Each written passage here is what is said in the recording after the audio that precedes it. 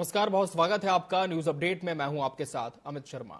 धामी सरकार 4 धाम यात्रा की तर्ज पर शीतकालीन यात्रा को बढ़ावा दे रही है, जिससे प्रदेश में 12 महीनों देश दुनिया से तीर्थयात्री उत्तराखंड आ सकेंगे।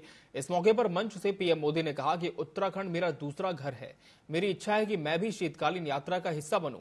उन्होंने युवाओं और एथलीट खिलाड़ियों से आह्वान किया कि एडवेंचर गतिविधियों के लिए सर्दियों में उत्तराखंड आएं। वहीं पीएम की शीतकालीन यात्रा को लेकर भाजपा के प्रदेश महामंत्री आदित्य कोठारी का कहना है कि उत्तराखंड के प्रति प्रधानमंत्री का गहरा लगाव है और प्रधानमंत्री बनने के बाद से बड़ी योजनाएं उत्तराखंड को मिली हैं। साथियों, उत्तराखंड एक प्रकार से मेरा दूसरा घर है। मेरी भी इच्छा है कि मैं शीतकालीन यात्राओं का हिस्सा बनूं। मैं देश भर के युवाओं से भी कहूंगा कि सर्दियों में जरूर उत्तराखंड आए, तब यहां श्रद्धालुओं की संख्या भी उतनी नहीं होती। आपके लिए एडवेंचर से जुड़ी एक्टिविटी की बहुत संभावना यहां पर है। आप सभी एथलीट भी नेशनल गेम्स के बाद इनके बारे में जरूर पता करिएगा। ये उनकी तपोभूमि भी रही है और जब से वो प्रधानमंत्री बने हैं तब से लगातार उनका आना जाना है। और जब भी प्रधानमंत्री जी उत्तराखंड आए हैं, यहाँ बहुत कुछ वो दे करके गए हैं। परसों जो उत्तराखंड में राष्ट्रीय खेलों के उद्घाटन के अवसर पर आए, यहाँ पर भी दर्जनों बड़ी परियोजनाओं के प्रेजेंटेशन में उन्होंने चर्चा की है, जिसमें देहरादून के चारों तरफ रिंग रोड का प्रस्ताव भी शामिल है। चमोली की बात करेंगे, जहां देश के स्वतंत्रता संग्राम में अपने प्राणों का सर्वोच्च बलिदान देने वाले शहीदों की स्मृति में आज जनपद में सभी सरकारी अर्ध सरकारी कार्यालयों में 2 मिनट का मौन रखा गया। इस दौरान राष्ट्रपिता महात्मा गांधी की 77वीं पुण्यतिथि पर मौन रखते हुए शहीदों को श्रद्धांजलि दी गई और आजादी को सहेज कर रखने में अपनी शहादत देने वाले शहीदों को नमन भी किया गया।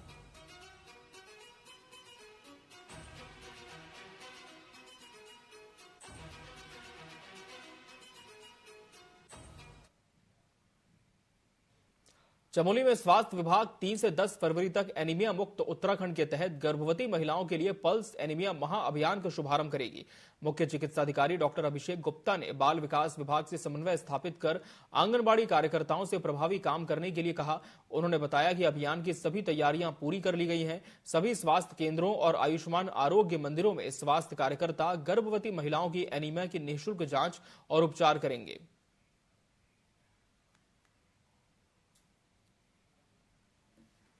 गर्भवती माताओं में पल्स एनीमिया प्रोग्राम चलाया जा रहा है, जिसमें सभी गर्भवती माताओं की हीमोग्लोबिन की 3 फरवरी को जांच होगी एवं 4 से 10 फरवरी तक मॉपअप राउंड चलाया जाएगा। इसमें सभी गर्भवती माताएं जो हमारे पास रजिस्टर्ड हैं, करीब 1925 गर्भवती माताएं हमारे पास रजिस्टर्ड हैं, उनकी एएनएम सेंटर पर एएनएम द्वारा हीमोग्लोबिन की जांच होगी। उसके उपरांत उनको जो है डॉक्टर के पास, जो हमारी निकटतम चिकित्सा इकाई होंगी, हमारी ऐसी 12 चिकित्सा इकाई हैं जहां पे उनका ट्रीटमेंट किया जाएगा, उनको चिकित्सा सलाह दी जाएगी, उनको एनीमिया से अच्छे जूझने के लिए अच्छे खाने की सलाह दी जाएगी। अल्मोड़ा नगर निगम के खगमराकोट गवाड़ में पार्षद पद के लिए मतदान की गोपनीयता भंग होने और चुनाव रद्द होने के बाद कल 31 जनवरी को दोबारा मतदान कराया जाएगा। इस चुनाव को लेकर बीजेपी और कांग्रेस ने अपनी अपनी जीत के दावे किए हैं। एक और बीजेपी के जिला अध्यक्ष रमेश बहुगुणा ने भाजपा की जीत का दावा किया, तो वहीं दूसरी तरफ कांग्रेस ने जिला अध्यक्ष भूपेंद्र भोज ने कहा कि पिछली बार कांग्रेस समर्थित उम्मीदवार ने जीत हासिल की थी। उन्होंने दावा किया कि कल होने वाले चुनाव में कांग्रेस एक बार फिर विजयी होगी। गौरतलब है कि खगमराकोट वार्ड में मतदान की गोपनीयता भंग होने के बाद जिला निर्वाचन अधिकारी आलोक कुमार पांडे ने मामले को आयोग को सूचित किया और चुनाव रद्द करने का निर्णय लिया।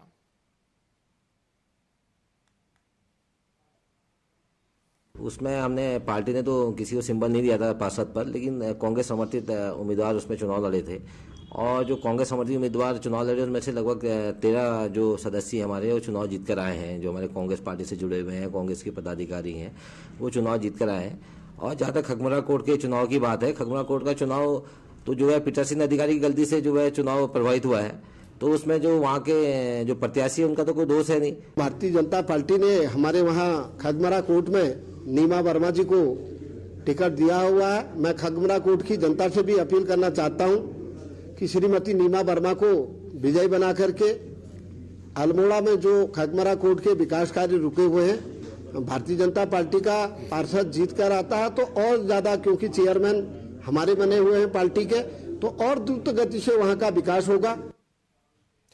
देहरादून स्थित भारतीय वन्यजीव संस्थान में वन्यजीव प्रबंधन के 39वें सर्टिफिकेट कोर्स के विदाई समारोह का आयोजन किया गया था। कार्यक्रम में उत्तराखंड राज्यपाल retired lieutenant general Gurmeet Singh ने बतौर मुख्य अतिथि शिरकत की। इस दौरान उन्होंने वन्यजीव प्रबंधन में 39वें प्रमाण पत्र पाठ्यक्रम के अधिकारी प्रशिक्षुओं को सम्मानित किया। साथ ही विशिष्ट स्मृति चिन्ह स्टोर का उद्घाटन किया। इस पहल का उद्देश्य वन्यजीव संरक्षण के प्रति जागरूकता फैलाना है। वहीं राज्यपाल ने सभी प्रशिक्षुओं और पुरस्कार विजेताओं को बधाई दी। सर्टिफिकेशन कॉन्वोकेशन के ऊपर में बहुत ही आनंद आया। पूरे इंस्टीट्यूट को बहुत डिटेल से देखा और यहाँ पर जो इकोसिस्टम है, काम करने का ढंग है, वो अपने आप में एक आउटस्टैंडिंग सिस्टम है, जिसके अंदर में रिसर्च, शोध, टेक्नोलॉजी और नवाचार का एक वातावरण दिखाई दिया। आज हमने बहुत डिटेल से देखा कि फोरेंसिक जो कैपेबिलिटीज है, जो लेबोरेटरी है, उसका क्या स्टैंडर्ड है। मुझे ऐसा लगता है कि इस संस्था ने फोरेंसिक कैपेबिलिटी, टेक्नोलॉजी और क्वालिटी एनहांसमेंट के ऊपर में बहुत कार्य किया है। आज ये कोर्स करने वालों के जो सबसे अच्छा कार्य किया उनको मेडल्स दिए और मुझे बहुत खुशी है कि आज का जो गोल्ड मेडल था वो मिजोरम के फॉरेस्ट ऑफिसर जो एक महिला है उन्होंने जीता है। इस फॉरेस्ट डिपार्टमेंट के अंदर में महिलाओं का योगदान बहुत विशेष है। I would like to compliment. Almora से खबर है, जहां 38वें राष्ट्रीय खेल के तहत योगासन प्रतियोगिता होनी है। 31 जनवरी से आयोजित होने वाली इस प्रतियोगिता को भव्य बनाने के लिए इवेंट मैनेजमेंट टीम, खेल विभाग और जिला प्रशासन ने अपनी पूरी ताकत लगा दी है। प्रतियोगिता में 22 राज्यों से टोटल 272 खिलाड़ी पार्टिसिपेट करेंगे। इसमें 136 महिला और 136 पुरुष खिलाड़ी शामिल हैं। आपको बता दें कि अल्मोड़ा पहुंचे खिलाड़ी और कोच व्यवस्थाओं से खुश नजर आ रहे हैं।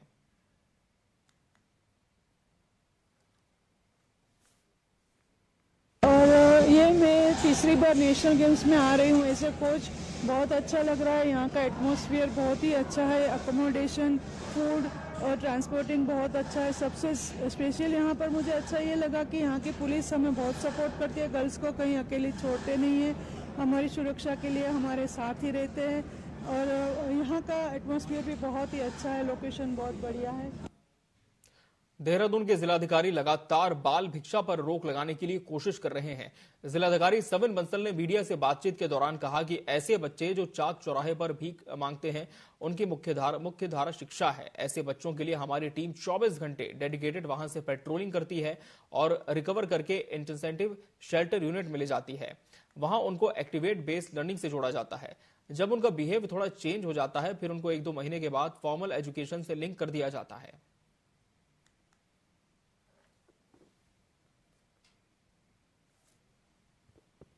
जो हमारे बच्चे भिक्षावृत्ति में हैं तो उनका स्थान शिक्षा में है, मुख्य धारा में है, तो उसी को पूर्ण करने के लिए डेडिकेटेड वाहन हमारे 24 आवर्स पेट्रोलिंग करते हैं ट्रंक रूट्स पे, चौक चौराहों पे। उनको रिकवर करके हमारा जो इंटेंसिव शेल्टर यूनिट है वहाँ पर उनको हम संरक्षण प्रदान करते हैं। उनको एक्टिविटी बेस्ड लर्निंग से जोड़ते हैं, रिक्रिएशन, स्पोर्ट्स, और धीरे धीरे उनको हम फिर 1-1.5 महीने बाद, 2 महीने बाद फॉर्मल एजुकेशन से लिंक कर देंगे। जब उनका बिहेवियरल चेंज हो जाएगा, माइंड ट्रांसफॉर्म हो जाएगा। उत्तरकाशी के ताबाखानी टनल में दोनों ओर से पानी का रिसाव हो रहा है, जिसके चलते पैदल चलने वाले राहगीरों को भारी परेशानियों का सामना करना पड़ रहा है। टनल के अंदर रिसाव के कारण कीचड़ हो गया है। जनपद के आला अधिकारी रोजाना इस टनल के अंदर से गुजरते हैं, लेकिन स्थिति को देखकर भी अनजान बने हुए हैं। नगर पालिका का कहना है कि उनके पास इतना बजट नहीं है कि वो इसकी बंद पहाड़ी नलियों को खुलवाकर सफाई करा सके। जनता की परेशानी को कोई सुनने वाला नहीं है।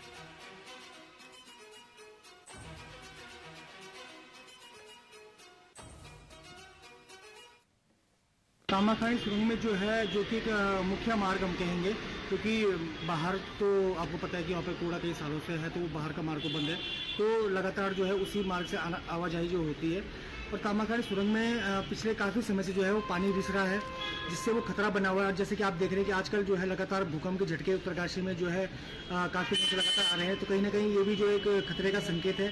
और तामाखाड़ी सुरंग में जिस तरीके से पानी का अंदर भराव हो रहा है, कहीं ना कहीं जो है वो बहुत एक खतरे की जग में आप नजर आने लगा कि मेंटेनेंस बहुत आवश्यक है और कहीं ना कहीं सरकार को जो है इस ओर ध्यान देना चाहिए। कर्मचारी लगातार वहाँ सफाई व्यवस्था देख रहे हैं, जो उसमें पानी का रिसाव की समस्या है वो नगर पालिका से रिलेटेड नहीं है। बाकी जो हम सफाई व्यवस्था देख रहे हैं, नगर कंटिन्यू वहाँ पे सफाई व्यवस्था देख रहे हैं। तो क्या हो सकता है उसका, अगर उसमें जिस विभाग से रिलेटेड वो निर्माण किया गया है उनसे आप कर सकते हैं बात।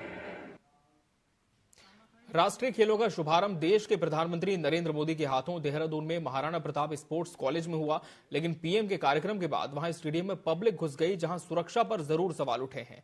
इसको लेकर जिलाधिकारी सविन बंसल ने कहा कि जरूर कुछ गैप रहा है, जिसको लेकर डीब्रीफिंग हो रही है। जो गैप रहा है उसको सही किया जाएगा।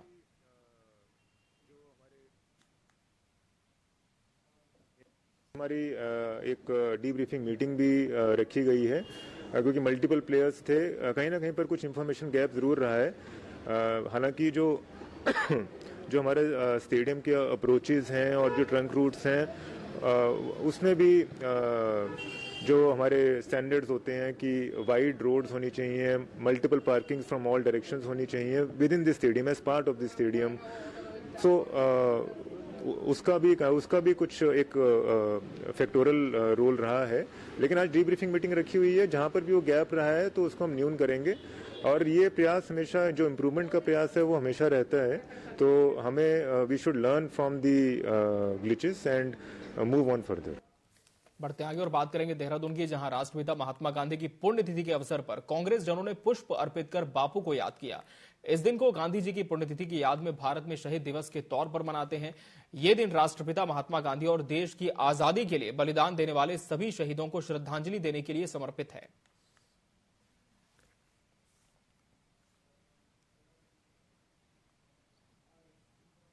के दिन जो है राष्ट्रपिता ने हम कहते हैं, महात्मा गांधी जी की हत्या आरएसएस के ही विचारधारा की गोडसे ने की थी और इस देश से ऐसा व्यक्ति छीनने का काम किया था उन्होंने, जिसने इस देश को आजादी दिलाने का काम किया था।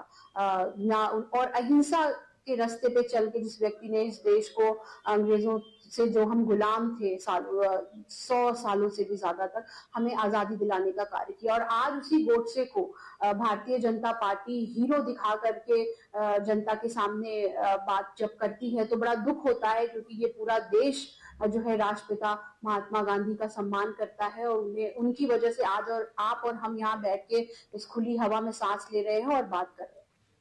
शहर के नुमाइश मैदान में सुबह बड़ा हादसा होते होते टल गया, जब हाई टेंशन बिजली की तार अचानक गिर गई। तार गिरते ही तेज धमाकों जैसी आवाजें गूंज उठी, जिससे लोगों में दहशत फैल गई और घबराए दुकानदार सामान पकड़कर भागने लगे। साथ ही आसपास रहने वाले लोग भी अपने घरों से बाहर निकले और देखते ही देखते इलाके में अफरा तफरी मच गई।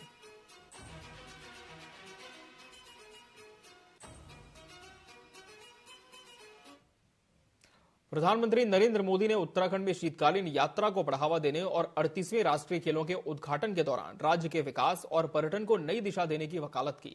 नेशनल गेम्स के शुभारंभ के दौरान पीएम मोदी ने कहा कि उत्तराखंड उनका दूसरा घर है और वो सर्दियों में यहां की शीतकालीन यात्रा का हिस्सा बनने की इच्छा रखते हैं। शीतकालीन यात्रा की ब्रांडिंग करते हुए इसे उत्तराखंड की अर्थव्यवस्था के लिए महत्वपूर्ण बताया। कहा कि उत्तराखंड में शीतकालीन यात्रा को बढ़ावा देकर इसे एक स्थायी पर्यटन केंद्र के रूप में स्थापित किया जा सकता है। संभावना जताई जा रही है कि फरवरी के महीने में शीतकालीन यात्रा के लिए प्रधानमंत्री मोदी एक बार फिर उत्तराखंड आ सकते हैं।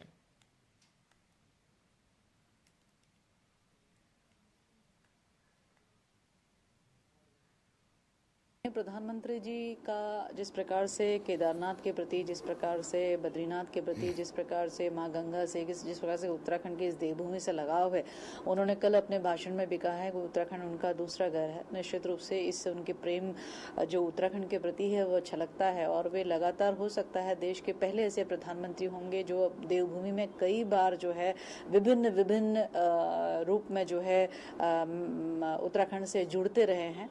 अब की बार शीतकालीन शीतकालीन यात्रा के लिए माननीय प्रधानमंत्री जी ने अपने उद्बोधन में कहा है। तो हम यही उम्मीद करते हैं कि माननीय प्रधानमंत्री जी शीतकालीन यात्रा के लिए हम सबको प्रेरित करने के लिए निश्चित रूप से उत्तराखंड इस देवभूमि में पदार्पण करेंगे। और निश्चित रूप से जो माननीय मुख्यमंत्री जी के द्वारा एक इनिशिएटिव लिया गया है कि शीतकालीन यात्रा को बढ़ावा मिलना चाहिए, माननीय प्रधानमंत्री जी के आगमन के बाद से मुझे उसमें यही दिखता है कि हमारी शीतकालीन यात्रा भी हमारी जैसे और अन्य यात्राएं केदारनाथ बद्रीनाथ की यात्राएं चलती है उसी तरीके से यात्रा भी फिर से एक गति पकड़ेगी।